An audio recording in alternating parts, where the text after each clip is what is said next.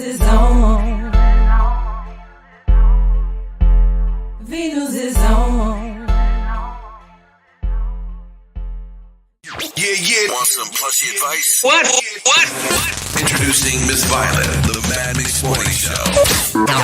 Now listen to this. Relationships last longer because two people made a choice to keep it, fight for it, and work for it. Plushies. Whether it's a relationship, a committed partnership, a friendship. If that's what you want and you decide that it's worth keeping, then work for it, fight for it, and make sure it's what your partner wants. And if it is, well, do what you gotta do. And if it isn't, be strong enough to walk away. Glasses up. Alrighty, okay, now we got to get to the good stuff. I mean, not that plushy advice was whack or nothing, because it was always on point. But what is the name of the concoction you came up with for Freaky Fashion Report Friday? What's the name of the drink? It's called the Twisted Plushie. Twisted Plushie. What are said ingredients to the Twisted Plushie? There's actually a vodka called Plush, and it's a plum vodka, a pomegranate liqueur that's called Palma. It actually has tequila in it, so it's vodka and tequila mix. Jesus. And then we have the favorite, the Crown Royal. Crown Royal. Washington Apple, the one in the can. So you kind of mix all of them together. All three. And you get the Twisted Plushie. Twisted Plushie. Watch this, everybody. How you feel, Miss Violet? I'm good. How good are you? Very good. Very good? I'm very good. Sexy beastly time? Okay, you took too long. See, you just messed it up. You're making us look weak as a unit, even with alcoholic beverages. Boo! First and foremost, don't think that I'm feeling twisted or anything. See, I just got to put that out there because, you might want to try to take advantage of me because I'm a sexy beast. Nah, bruh. No means no, okay? Nah, just bruh. because I'm a sexy beast don't mean you can just take advantage of me. Married or not. Nah, bruh. I have standards and practices. Good, I'm glad you have standards and practices because nah, bruh, so do I. That ain't going down. Lord have mercy. You see what's going on here. Stay buckled up. Again, we're running all red lights, clearly, so you might not want to jump out too soon. The shenanigans continue right here on the Mad Mix Morning Show. You're welcome. He's witty, she's classy, and sassy. Every morning. The infamous DJ Remix and Miss Violet in the morning. Let's do it.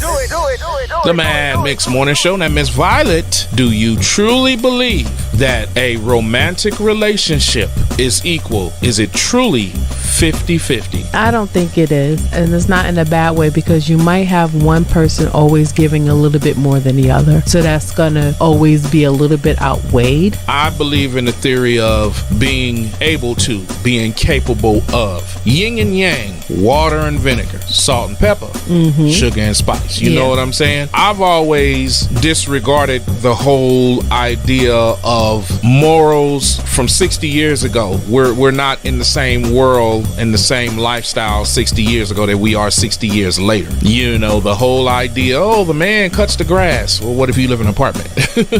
Not all men are mechanics. I'm raising my hand. I'm not a mechanic. I know how to do some stuff, but when I hear some stuff knocking on my vehicle, I pay people to fix it. I'm not finna get under there. I'm not that dude. That's not me. But what I am is a good protector, and I know how to keep a house. But roles can get switched. There's women who know how to do stuff better than a man. Yeah. So I don't think it's gender based, but in some cases the woman is the stronger emotional creature, and in some cases the man is the more stronger emotional creature. You see what I'm saying? Yeah. It has changed for what the role should be. Now those lines are clearly blurred, and there's nothing wrong with them being blurred, but at the same time it still should be some things to take note of and to look into. And even with finances nowadays, I'm sorry, it is not equal. There's some situations where the job market works better in the female's defense, and there are some situations, depending on the type of job you have, works better for the male, being male dominant. And in some situations, the man and woman is struggling together, but the key word here is together. Yeah, that's what it boils down to. Okay, I just had to get that off my chest or whatever. I'm looking forward to whatever we're gonna debate about. So let me hurry up and get out this segment so we can hurry up and get into that segment. This is the Mad Mix Morning Show. You're welcome. 1984 has been a tough year. Our sales are down, our growth is down. Sonny, I brought you in here to grow the basketball business. People don't know what the hell a Nike is. What's a Converse? NBA All-Star shoe. Yes, the Celtics were everything. So I was definitely a Bird guy, but I think it's like, Jordan kind of.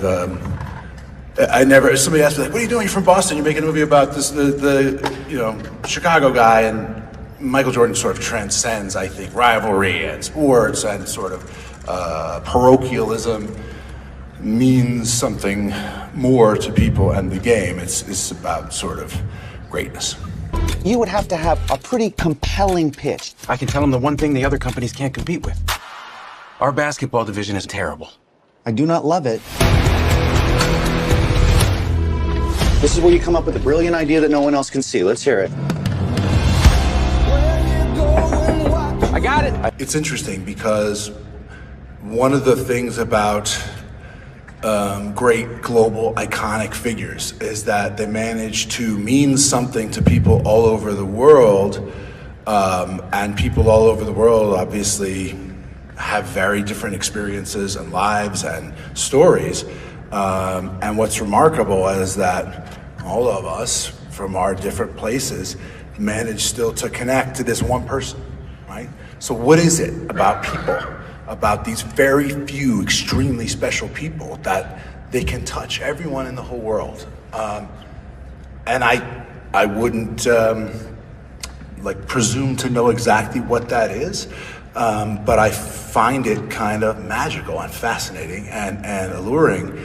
Found him. Who's that? Jesus? Can't afford it. I'm willing to bet my career on one guy. My name's Sonny Vaccaro. I'm with Nike. Do you typically make it a habit of showing up at people's front doors unannounced? I don't like to take no for an answer. Oh, man. Here we go. You ask me what I do here. This is what I do. I find you players, and I feel it this time. Yeah, okay, it's risky. When you were selling sneakers out of the back of your Plymouth, that was risky. Don't change that now. For a rookie, Yes. who's never set foot on an NBA court. That's the literal definition of rookie, yeah. Everybody else around him is there, but he himself, you never see his face. And I think that, in a way, relieved some of the pressure, but there was definitely a pressure to the only pressure I really felt was to really be respectful of and do justice to who he is, what he means to people, and treat that with the appropriate respect. That is meaningful to me, very meaningful. What's the plan? We build a shoe line around just him. I need the greatest basketball shoe that's ever been made. Who's the player? Michael Jordan. As a director, because I'm a real believer in the simple principle of this sort of duality inherent in filmmaking, which is that you have to have, the movie has to feel realistic, it has to feel authentic, and it has to surprise the audience. Because if what happens is something that the audience can predict, even if they like it, you can go along with it and they go, okay, here comes the scene where this happened. It's ordinary, it's boring, it's dull, it's just not what I want to do. But you can always surprise the audience with a dragon landing, but then they feel, well, this is arbitrary and this is false and this is, you lose their connection to the story. So the tension between those two competing pressures, I think, kept me sort of on a good high wire, at a good sort of, in a good balancing act. And initially, what I remember talking to Matt and saying, I feel like this movie's got to be 90 minutes. You can never be bored at any moment. What people are telling you has to either be new, funny, insightful, revelatory, or it's going to be out of the movie.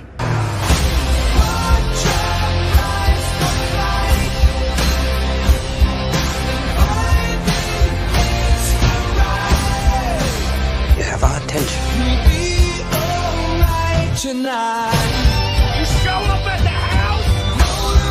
I believe in your son. I believe he's the future.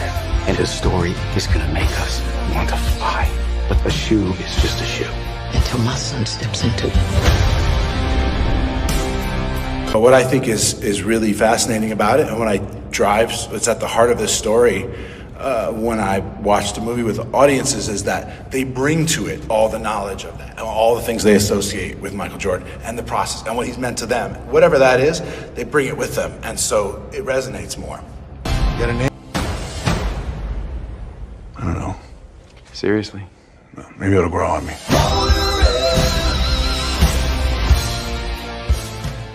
Ladies and gentlemen, get a ringside seat. It's debate time.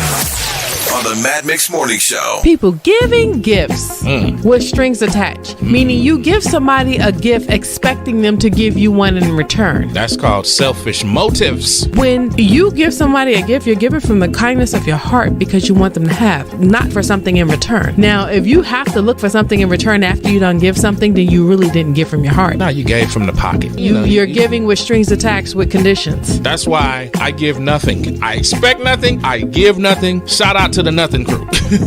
I mean, that happens a lot. Basically, you're talking about conditions and motives of actions, because that actually goes out of gift giving. It's gestures. And then reminding you, well, if it wasn't for me. And then it's like, what type of person are you going to run a guilt trip on somebody because they didn't return? And that's why I think a lot of times you hear a lot of people saying, no, I don't want anyone doing anything for me. I don't want to owe anybody. Exactly. And sometimes that same mentality and that defense mechanism that's sitting in front of your heart kind of blocks you, because there's some people who honestly do want to help and they don't expect anything in return. But in reverse, it's like, I don't want to owe you because you kind of don't know how to take kindness. Because there could be many circumstances, meaning I might get a gift for somebody. I know what their financial stability may be, and I'm not looking for anything in return, but let me give you this as appreciation of my friendship to you. It's funny, I asked Plushy Queen's beautiful twins, my babies as well, but I asked them about their dad. I said, so what are you getting your dad for Christmas? And Michaela said he doesn't want anything. He just wants us to be happy and stuff. I said, yeah, but that's not what I asked you. I said, what you getting your dad for Christmas? I'm messing with them. No, I don't know. And she said, well, I don't have enough money to get him a new truck or a car. I said, yeah.